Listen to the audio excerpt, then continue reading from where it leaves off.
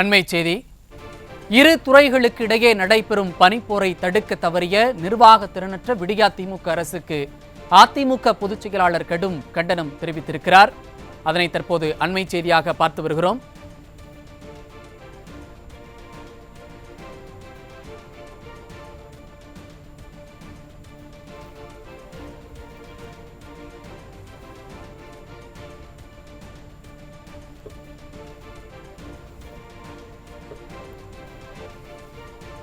இரு துறைகளுக்கு இடையே நடைபெறும் பனிப்போரை தடுக்க தவறிய நிர்வாக திறனற்ற விடியா திமுக அரசுக்கு அதிமுக பொதுச் செயலாளர் கடும் கண்டனம் தெரிவித்திருக்கிறார். அதனை தற்போது அண்மை செய்தியாக பார்த்துக் கொண்டிருக்கிறோம்.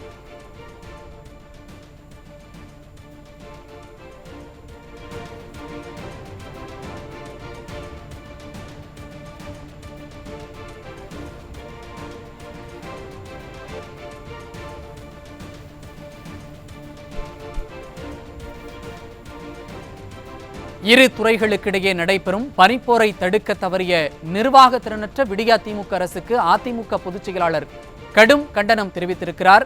அதன் விவரங்களை வழங்குவதற்காக நமது தலைமை செய்தியாளர் ஜெயக்குமார் இணைந்திருக்கிறார். அவரிடம் கேட்கலாம். வணக்கம் ஜெயக்குமார், விவரங்கள். வணக்கம் சையது. போக்குவரத்து துறைக்கும் காவல்துறைக்கும் இரு துறைகளுக்கும் இடையே நடைபெறக்கூடிய பனிப்போரை தடுக்க தவறிய நிர்வாக திறனற்ற விடியா திமுக அரசுக்கு கடும் கண்டனம் தெரிவித்து அனைத்திந்திய அண்ணா திராவிட முன்னேற்ற கழகத்துடைய பொதுச் செயலாளரும் சட்டமன்ற எதிர்க்கட்சித் தலைவரும் முன்னாள் முதலமைச்சருமான புரட்சித் தமிழர் எடப்பாடி கே பழனிசாமி அவர்கள் கண்டன அறிக்கை வெளியிட்டிருக்கிறார். அவர் வெளியிட்டிருக்கக்கூடிய அறிக்கையில் இரு துறைகளுக்கிடையே நடைபெறக்கூடிய பனிப்போரை தடுக்க தவறிய நிர்வாக திறனற்ற விடியா திமுக அரசுக்கு தனது கடும் கண்டனங்களை தெரிவித்திருக்கிறார்.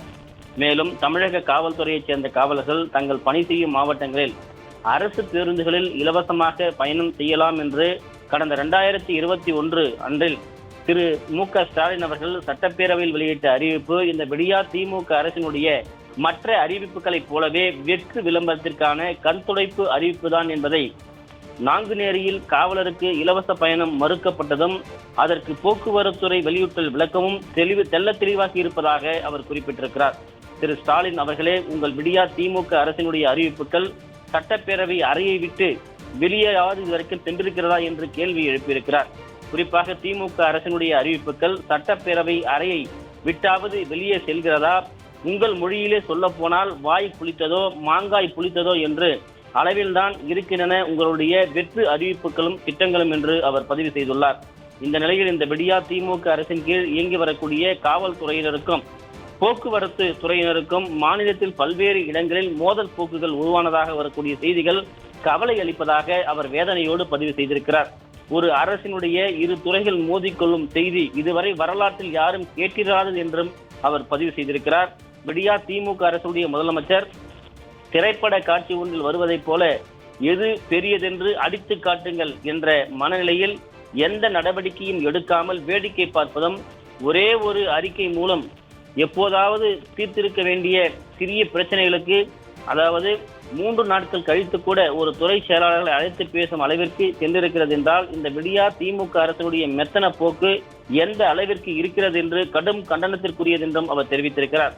சட்டப்பேரவை மானிய கோரிக்கையில் அறிவித்தபடி காவலர்களுக்கான இலவச பயணத்தை உடனடியாக அமல்படுத்துமாறும், இதனால் போக்குவரத்துறைக்கு நிதி இழப்பு ஏற்படும் பட்சத்தில் அதனை அரசு சரி செய்ய வேண்டும் என்றும் கேட்டுக்கொள்வதோடு பொதுமக்களுக்கு நேரடியாக தொடர்புடைய காவல்துறை போக்குவரத்துறை இடையிலான பனிப்போரை தடுக்க தவறிய ஒரு அசாதாரண சூழ்நிலையை உருவாக்கிய இந்த விடியா திமுக அரசின் போக்கை கண்டிக்கிறேன் என்றும் உடனடியாக இந்த பனிப்போரை சரி செய்ய உரிய உத்தரவு பிறப்பித்து இயல்பு நிலைக்கு கொண்டு வர இந்த விடியா திமுக அரசை வலியுறுத்துகிறேன் என்று அனைத்திந்திய அண்ணா திராவிட முன்னேற்ற கழகத்துடைய பொதுச் செயலாளரும் சட்டமன்ற எதிர்க்கட்சி தலைவரும் முன்னாள் முதலமைச்சருமான புரட்சித் தமிழர் எடப்பாடி கே பழனிசாமி விடுத்திருக்கக்கூடிய கண்டன அறிக்கையில் தெரிவித்திருப்பது குறிப்பிடத்தக்கது. சையத்,